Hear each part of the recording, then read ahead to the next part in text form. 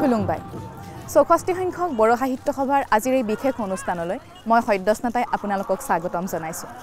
মই বৰ্তমান উপস্থিত আছো ওদালগুৰি জিলাৰ অন্তৰ্গত ডিমাকুছিস্থিত এই বড়ো সাহিত্য সভাৰ বাকৰিত। বড়ো সাহিত্য সভা য'ত প্ৰাণ পাই উঠে বড়ো ভাষা সাহিত্য সংস্কৃতি। আৰু এই 64 সংখ্যক বড়ো সাহিত্য সভাৰ আজি দ্বিতীয়টো দিন। প্ৰত্যেক দিনে বিভিন্ন কাৰ্যসূচী আয়োজন কৰা হৈছে। আজি বিভিন্ন কাৰ্যসূচী আছে, গতিকে বলক ইয়াতে পলম নকৰি আমি আগবাঢ়ো দ্বিতীয় দিনৰ কাৰ্যসূচীসমূহলৈ।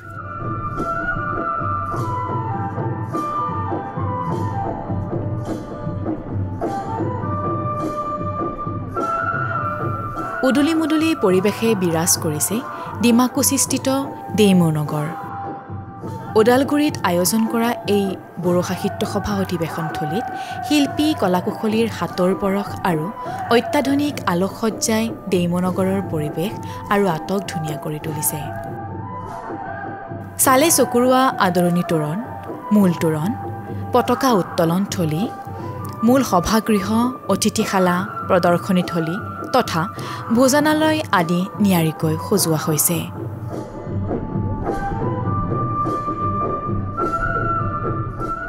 বড়ো সাহিত্য সভাৰ 64 সংখ্যক যি বাৰ্ষিক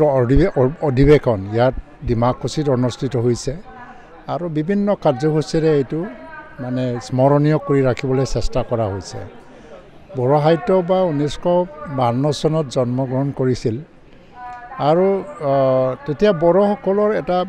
এটা ডাঙৰ প্ৰশ্ন হৈছিলে, এটা কুৱেশ্যন মাৰ্ক আছিল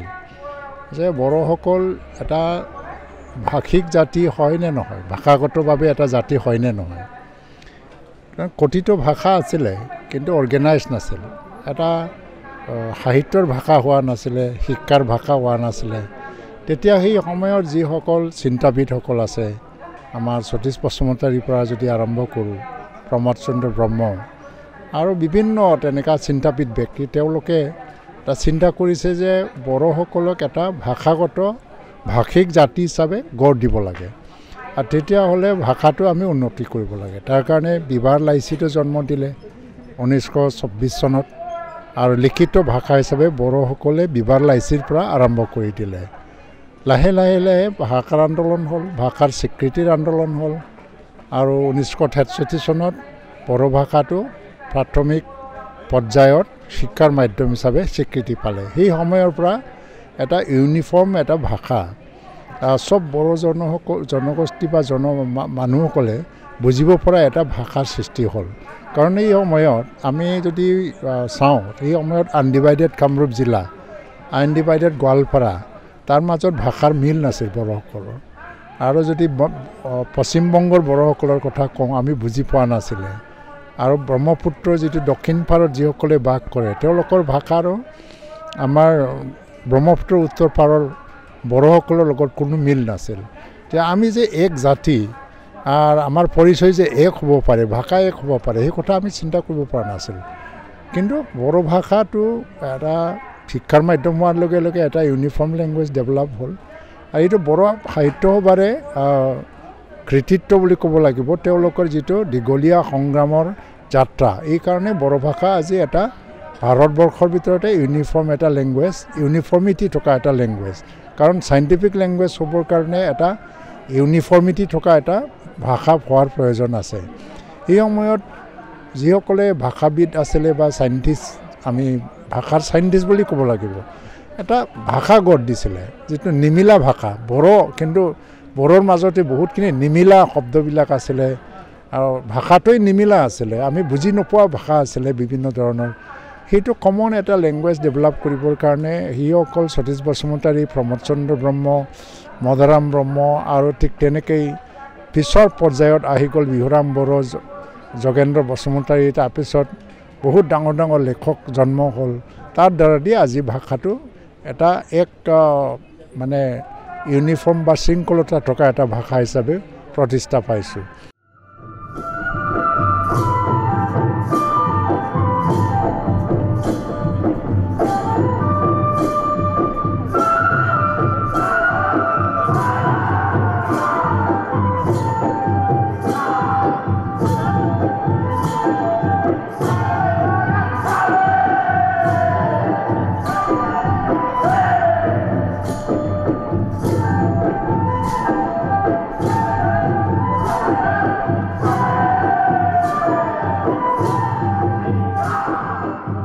আজি বড়ো ভাষাই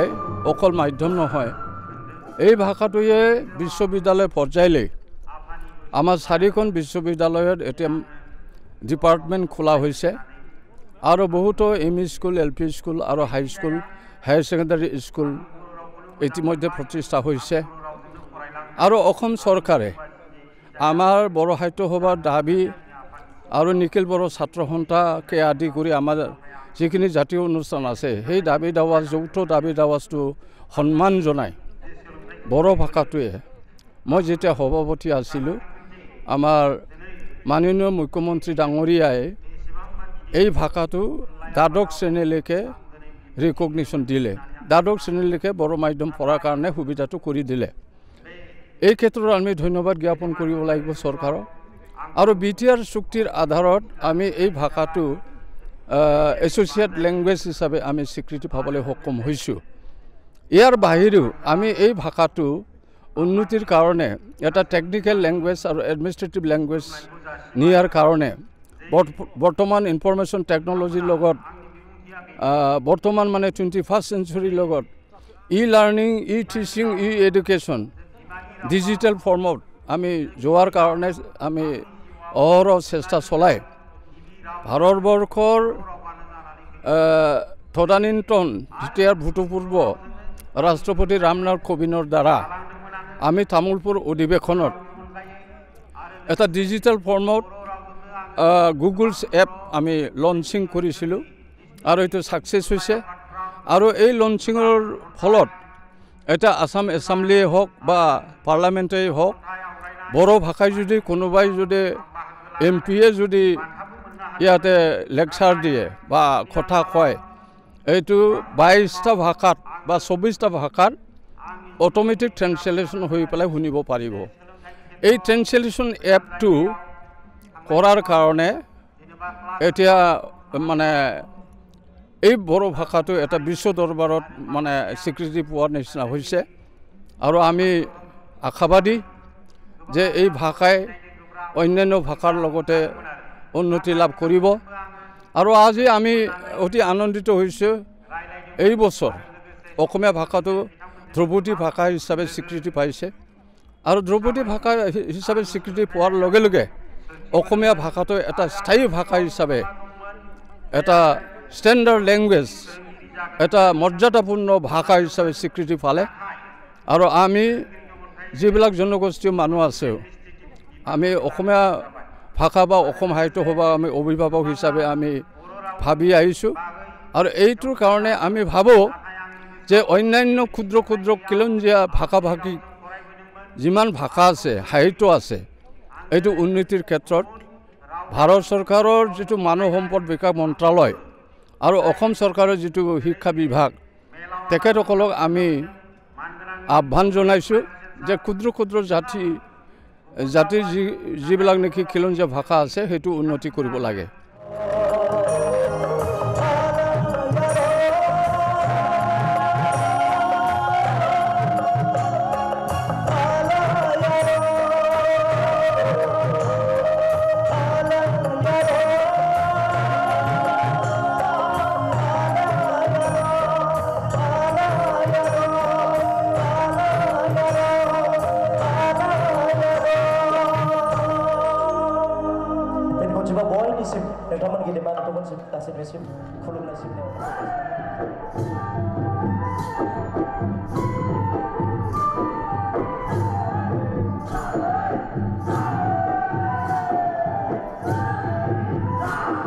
এই অধিৱেশনৰ আমাৰ মূল উদ্দেশ্য হৈছে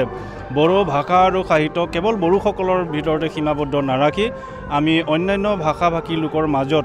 এই ভাষাটো কেনেকৈ আগবঢ়াই লৈ যাব পাৰোঁ সেই বিষয়ে আমি প্ৰয়াস কৰিছোঁ।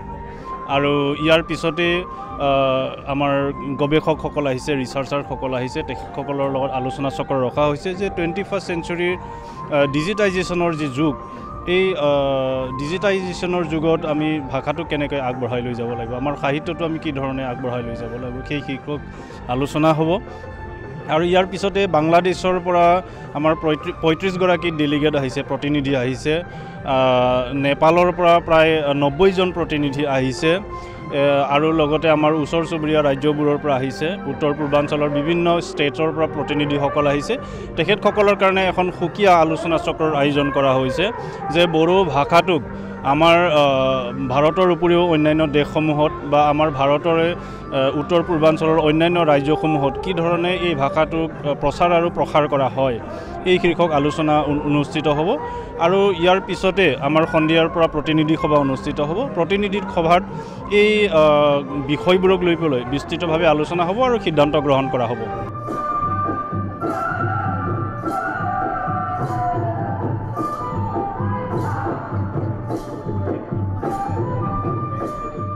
হয়, বড়ো সাহিত্য সভাৰ অধিৱেশন প্ৰত্যেক বছৰে হয় আৰু সেইটো এটা সাহিত্য উৎসৱৰ নিচিনা। আৰু তাতে সকলো বড়ো মানে জনগোষ্ঠীৰ মানে বিভিন্ন ফিল্ডত বিভিন্ন ক্ষেত্ৰত কাম কৰা লোকসকলে তাত একত্ৰিত হয়। আমাৰ বিভিন্ন বড়ো জাতীয় সংগঠনবিলাক বড়ো সাহিত্য সভাৰ এটা এফিলিয়েটেড সংগঠন হয়। আপছু বা All Bodo Women's Welfare Federation, আমাৰ মানে কি কয় কালচাৰৰ আমাৰ হাৰিমু আফাদ বুলি আছে, সংস্কৃতি মানে মহাসভা, তেনেকুৱা ধৰণৰ সংগঠনবিলাকে আমাৰ বড়ো সাহিত্য সভাৰ এফিলিয়েটেড মেম্বাৰ হয়। গতিকে তেওঁলোকেও চবেই ইয়াতে আহে আৰু বড়ো সাহিত্য সভাকে বড়োৰ সৰ্বোচ্চ জাতীয় এটা মঞ্চ বুলি আমাৰ মানে বড়ো জাতিত মানি লয় আৰু বড়ো সাহিত্য সভাতে মূল সিদ্ধান্তবিলাক হয়। গতিকে সেই হিচাপে বড়ো সাহিত্য সভা অন্য আমাৰ অধিৱেশনবিলাকতকৈ বেছি আমি কি কয় ব্যৱস্থাপনাটো কৰিবলগীয়া হয়। তাত এক্সিবিশ্যন থাকে আৰু তাত আজিকালিৰ দিনটোত যিহেতু মানুহবিলাকে ব্যৱসায়ী দিশত মানে আগবাঢ়িল তো ট্ৰেড ফেয়াৰ সেইবিলাকো আমাৰ থাকে। তাৰপিছত কালচাৰেল মানে ইয়াত আমাৰ প্ৰগ্ৰেম কালচাৰেল এক্সচেঞ্জ, ইয়াত নতুন মানে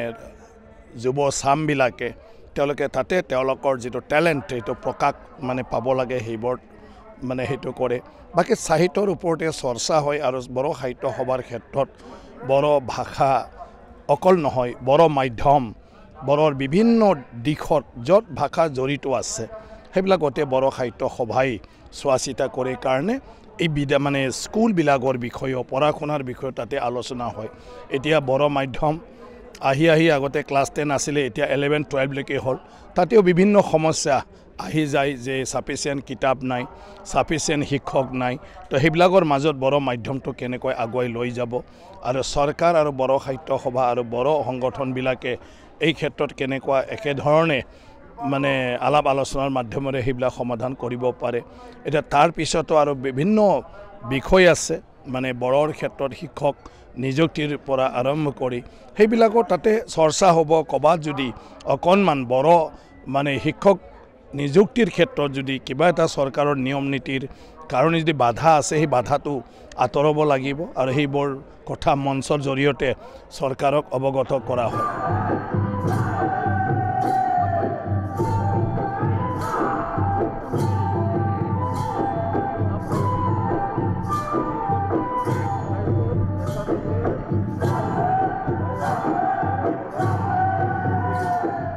নিতৌ 40-50 হাজাৰ মানুহৰ আগমন ঘটিব এই ডেইমু নগৰত। এই সম্পৰ্কে আমাক পৰিচালনা সমিতিৰ সভাপতিয়ে এইদৰে ব্যক্ত কৰে। আমিতো ভাবোঁ যে ডেইলি ইয়াত 50 হাজাৰতকৈ বেছি মানুহ আহি থাকিব, কিন্তু মানে অহা কালিৰ পৰা বাঢ়ি যাব আৰু লাষ্ট দিনাতো লাখৰ পাৰ হ'ব মানে শেষৰ দিনা। গতিকে এতিয়া আৰম্ভ, গতিকে কালি আৰু বহুত বেছি হ'ব আৰু পৰহি যিহেতু শেষ আৰু সেইদিনাই আমাৰ মুকলি সভা, গতিকে সেইদিনাই চবে আহিব লাগে বুলি আমাৰ চবে এটা ট্ৰেডিশ্যন আছে যে বড়ো সাহিত্য সভাৰ শেষৰ দিনা তাত সভা চাবলৈ যাব লাগে। গতিকে সেইদিনা লাখৰ মানে সংখ্যাটো লাখতকৈ বাঢ়ি যাব। কিন্তু এতিয়া ডেইলি 40-50 হাজাৰটো আহি আছে, গৈ আছে আৰু অহাকালি 50,000টো ক্ৰছ হৈ যাব, কিন্তু পৰহি লাখতকৈ বেছি হৈ যাব। আজিৰ পৰাহে মূল কাৰ্যসূচী আৰম্ভ হৈছে।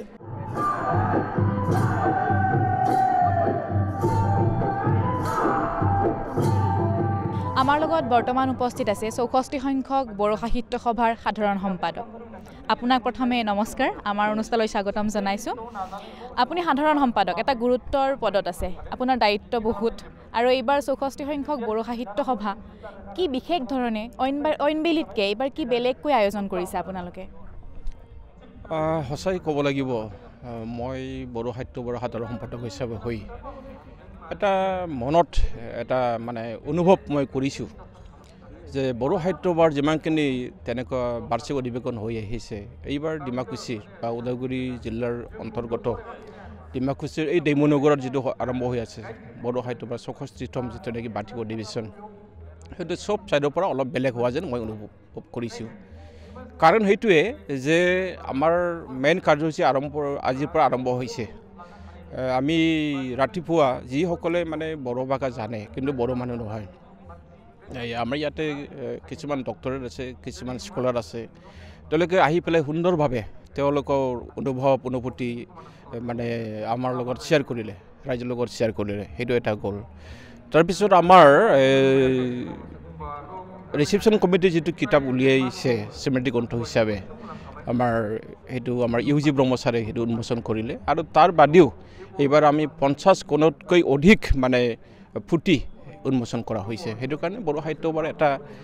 64তম যিটো নেকি অধিৱেশন সেইটো অলপ বেলেগ ধৰণৰ হৈ আছে ইয়াৰ লগতে আমাৰ আজি কাৰ্যসূচীত যে নেপালৰ যিবিলাক মানে মেছে বা বড়ো তেওঁলোকে ইয়াত আহিছে আমাৰ বাংলাদেশৰ পৰা যিসকলক ত্ৰিপুৰী বুলি কোৱা হয় তেওঁলোকে আহিছে আমাৰ ৱেষ্ট বেংগলৰ যিসকল মানে বড়ো মূলৰ তেওঁলোকে আহিছে বেংগলৰ এই আমাৰ মেঘালয়ৰ পৰা আহিছে চব তেওঁলোকক লৈ পেলাই এতিয়া আমাৰ চেমিনাৰ চলি আছে আৰু আমি শ্বেয়াৰ কৰিব বিচাৰিছোঁ যে আমাৰ যে বড়োপাৰ যিটো নেকি সপোন আছিল এটা সময়ত যে বড়োছ অফ দ্য ৱৰ্ল্ড ইউনাইট সেইটো আমি মানে আমাৰ যিটো নেকি সপোন এইটো সপোনটো আমি বাস্তৱায়িত কৰিবলৈ আমি বিচাৰিছোঁ তাৰ বাদেও এতিয়া যে বড়ো ভাষাৰ যিবিলাক মানে শব্দ আমাৰ বানান বা এতিয়া বড়ো ভাষা কি পৰ্যায়ত আছে ইয়াৰ ওপৰত আলোচনা চক্ৰ চলি আছে আৰু আপোনালোকে দেখা পাইছে যে এইবাৰ আমাৰ অভ্যৰ্থনা সমিতি খুব কষ্ট কৰিছে আৰু ইয়াতে মেস্কট তেওঁলোকে বনাইছে মেস্কটটো তেওঁলোকে দেখুৱাইছে যে এটা খেকুৰাক লৈ পেলাই খেকুৰা বহুত মানে গুণ আছে তেওঁৰ আৰু সেইটো কাৰণে সেইটো ৰখা হৈছে মূলতে আমি ক'ব লাগিব যে কেঁকোৰাই প্ৰায় কেঁকোৰাই মাতৃ হিচাপে নিজৰ বুকুত যিবিলাক মানে পোৱালিবিলাক ৰাখে যেনেকুৱা আঁকোৱালি লয় সেইটো মানে অতুলনীয় সেইটো কাৰণে এই মেস্কটটো ৰখা হৈছে আৰু তাৰ বাদেও কেঁকোৰাই এনেকুৱা মানে কাম কৰিব পাৰে যিটো বেলেগ মানে সেইটো ক্ৰিচাৰ্ছে সেইটো নোৱাৰে একেবাৰে তলৰ পানী ওপৰত আনিব পাৰে এনেকুৱা গুণ কেঁকোৰাৰ আছে এইবিলাকক আমি ইয়াত দেখুৱাব বিচাৰিছোঁ আমাৰ অভ্যৰ্থনা সমিতিয়ে দেখুৱাব বিচাৰিছোঁ তাৰ বাদেও আমাৰ অভ্যৰ্থনা সমিতিৰ যিজন সভাপতি বিশ্বজিৎ দৈমাৰী ছাৰ আপোনালোকেতো গম পাইছে যে তেওঁ যিবিলাক কাম কৰিছে এইবিলাক সমস্ত ডিজাইন তেওঁ মানে ইমান কষ্ট কৰিছে মইতো আচৰিত মানিছোঁ তেওঁৰ লগত ডিমাকুছী অঞ্চলৰ সকলো মানে ৰাইজ বিভিন্ন জাতি জনগোষ্ঠী অকল বড়ো মাত্ৰ নহয় আপোনালোকে জানি আচৰিত হ'ব যে বড়োৰ বাদেও যিসকল অন্যান্য জাতি জনগোষ্ঠী আছে টকা পইচা দি চাউল দি পেলাই সহায় সহযোগ কৰিছে ইমান যে সঁহাৰি পাইছোঁ আমি আমাৰ কাৰণে সেইটো ভাল এটা লক্ষণ বুলি মই ক'ব পাৰোঁ আৰু এইখিনিতে মই সুধিব বিচাৰিছোঁ 4দিনীয়া বৰ্ণাঢ্য কাৰ্যসূচী 9 তাৰিখৰ পৰা 12 তাৰিখলৈকে বিভিন্ন প্ৰান্তৰ পৰা সাহিত্যপ্ৰেমী ৰাইজ আহিছে লগতে বিভিন্ন প্ৰান্তৰ পৰা অতিথি আপোনালোকে আমন্ত্ৰণ কৰিছে এই সম্পৰ্কে আমাক অলপ কিছু কথা জনাওক আমাৰ কাইলৈ 11 তাৰিখ 11 জানুৱাৰী আমাৰ মূলতঃ আমাৰ আমি মৃণালিনী দেৱী অসম সাহিত্য সভাৰ প্ৰাক্তন উপসভানেত্ৰী তেওঁ আহিব অসম সাহিত্য সভাৰ সাধাৰণ সম্পাদক তেখেতক মাতিছোঁ মিচিং সাহিত্য সভাৰ সাধাৰণ সম্পাদক তেওঁ আহিব আমাৰ গাৰো সাহিত্য সভাৰ পৰা তেওঁলোকে আহিব ডিমাচা সাহিত্য সভাৰ সাধাৰণ সম্পাদক তথা মানে সভাপতি তেওঁলোকে আহিব তেনেকুৱা তেওঁলোকে আহি পেলাই আমাৰ লগত আলোচনা কৰিব আমি বিচাৰিছোঁ যে অসমখন এটা সুন্দৰ আমাৰ কাৰণে মানে বিভিন্ন জাতি জনগোষ্ঠীৰ কাৰণে এটা ভাল কিবা উদাহৰণ হওক আৰু বড়ো হিচাপে আমি এটা কথা ক'ব লাগিব যে লিভ এণ্ড লেট লিভ আমিও জীয়াই থাকিব বিচাৰোঁ আনকো আমি জীয়াই থাকিবলৈ দিয়াটো আমাৰ সেইটো এটা মন্ত্ৰ সেইটো কাৰণে আমি অকল বড়ো সাহিত্য বুলি ক'লে যে বড়ো ভাষাতে আমি আলোচনা কৰিম সেইটো মাত্ৰ নহয় ইয়াত বিভিন্ন সাহিত্যভাগ মাতি পেলাই আমি শ্বেয়াৰ কৰিব বিচাৰোঁ আমাৰ ফিলিংছটো কি তেওঁলোকে কি ক'ব বিচাৰে এইটো কাৰণে আমি এইটো এটা মহৎ এটা আয়োজন কৰা হৈছে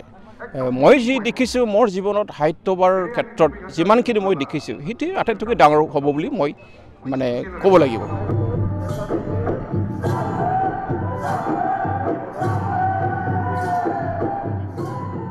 দৰ্শকসকল মই বৰ্তমান উপস্থিত আছোঁ ৬৪ সংখ্যক বড়ো সাহিত্য সভাৰ প্ৰদৰ্শনীৰ বাকৰিত আৰু ইয়াতে অসমৰ বিভিন্ন প্ৰান্তৰ পৰা গ্ৰন্থৰ বিপণী আহিছে আৰু আন বিভিন্ন ধৰণৰ বিপণীসমূহ আহিছে আৰু এই সময়খিনিত সাহিত্যপ্ৰেমী ৰাইজে এই বিপণীসমূহত ভিৰ কৰি ধৰিছে আহকচোন আমি ইয়াতে পলম নকৰি তেখেতসকলৰ মনৰ কথা জানিবলৈ চেষ্টা কৰোঁ এই বড়ো সাহিত্য সভা অধিৱেশনত থলুৱা কৃষ্টি সংস্কৃতি প্ৰদৰ্শিত হোৱাৰ উপৰিও বড়ো ভাষাক অধিক শক্তিশালী ৰূপত প্ৰতিষ্ঠা কৰাৰ প্ৰয়াস কৰা হৈছে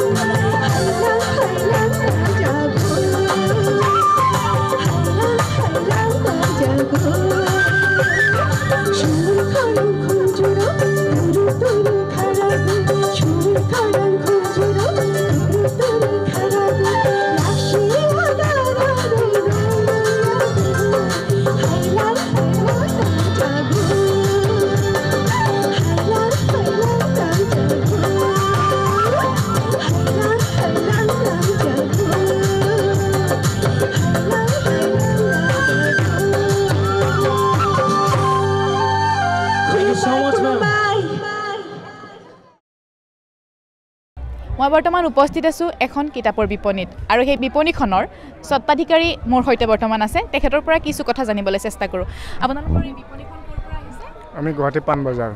পৰা ন এইবাৰ দুদিন হ'ল আজি আপোনালোকে বিপণী নহয় আমাৰ আজি 4 দিন হ'ল কি কিতাপ বেছিকৈ বিক্ৰী হৈছে কিতাপ বুলি কোৱাৰ লগে লগে আমাৰ এখন ভাল কিতাপ আছে এইখন মোৰ এটা সপোন ডক্টৰ ৰুবুল মাউতৰ এইখন বেছিকৈ বিক্ৰী হৈছে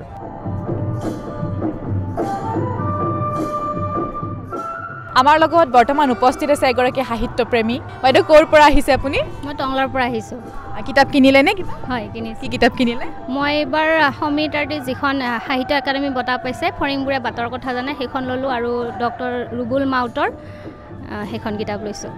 এই কিতাপকেইখন বিশেষভাৱে যে আপুনি ল'লে কিহৰ কাৰণে কিবাটো শুনিছে এই কিতাপকেইখনৰ কথা নিশ্চয়কৈ নিশ্চয় এইবাৰ সমীতাৰ্টি যিখন সাহিত্য একাডেমী বঁটা লাভ কৰিছে সেইকাৰণে ভাবিছোঁ পঢ়ি চাওঁ নিশ্চয়তো সেইখনৰ কিবা এটা আছে নিশ্চয় ইমান ডাঙৰ এটা বঁটা পাইছে সেইকাৰণে ল'লোঁ আৰু ডক্টৰ ৰুবুল মাউতৰখনো সেইটো শুনি আছোঁ বহুতে কৈছে বহুত ভাল লাগিছে মই পঢ়া নাছিলোঁ সেইকাৰণে ল'লোঁ আৰু প্ৰিয় দৰ্শক মোৰ লগত বৰ্তমান উপস্থিত আছে কেইগৰাকীমান সাহিত্যপ্ৰেমী তেখেতসকলৰ পৰা কিছু মনৰ কথা জানিবলৈ চেষ্টা কৰোঁ আপোনালোক ক'ৰ পৰা আহিছে হয় আমি প্ৰথমতে সকলো অসমবাসীকে ডিমাকুছিত যিটো হৈ আছে বড়ো সাহিত্য সভাৰ তাৰ কাৰণে আমি ইয়াতে সকলোকে নিমন্ত্ৰণ জনাইছোঁ বৰ ধুনীয়াকৈ বনাইছে আটক ধুনীয়া বনাইছে আমি আহিছোঁ কলাইগাঁৱৰ পৰা কলাইগাঁও টাউনৰ পৰা আহিছোঁ আমি কিতাপ চাই আছিলোঁ ডক্টৰ আব্দুল কালামৰ জীৱনীৰ বিষয়ে আৰু দ্বিতীয়তে বড়ো ভাষা শিকিবৰ কাৰণে কিতাপ চাই আছিলোঁ সেইটো চাই থাকোঁতে আপোনালোক আহি এতিয়া আমি ইয়াতে উপস্থিত আছোঁ কিতাপৰ দোকানত হয় আব্দুল কালামৰ কিতাপখন বিশেষভাৱে আপুনি বিচাৰি আছে কিহৰ কাৰণে বিশেষ কিবা কাৰণ আছে নিশ্চয় তাত তেওঁক মই ব্যক্তিগতভাৱে বহুত ভাল পাওঁ আৰু তেওঁৰ যিবিলাক মানে জীৱনীত যিবিলাক পাইছোঁ সেইবিলাক বৰ অনুকৰণীয় বস্তু আৰু যিবিলাক বাক্য তেওঁ লিখি থৈ গৈছে বৰ অনুকৰণীয় সেইকাৰণে তেওঁৰ জীৱনীৰ কিতাপখন মই পঢ়ি বৰ ভাল পাওঁ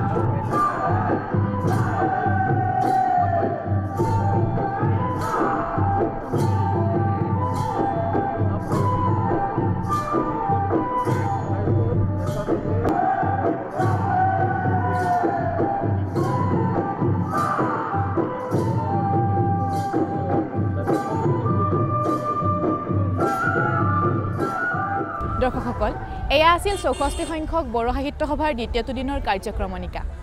অসমৰ জাতি ধৰ্ম ভাষা নিৰ্বিশেষে সকলো ওলাই আহিছে এটাই মাথো উদ্দেশ্য লৈ যে এই বড়ো সাহিত্য সভাৰ সফল পৰিসমাপ্তি ঘটাৰ উদ্দেশ্যে আৰু ইয়াকে কৈ আজি মই এই অনুষ্ঠানৰ পৰা বিদায় মাগিছোঁ গজেনথাং